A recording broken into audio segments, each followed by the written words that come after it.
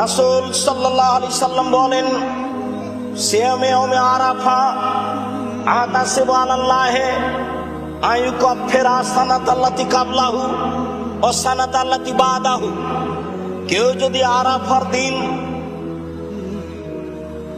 যুলহিজ্জার 9 তারিখে সিয়াম পালন করে, তাহলে তার বিগত 1 বছর আগে ও পরে 2 বছরের পাপ ক্ষমা করা হবে।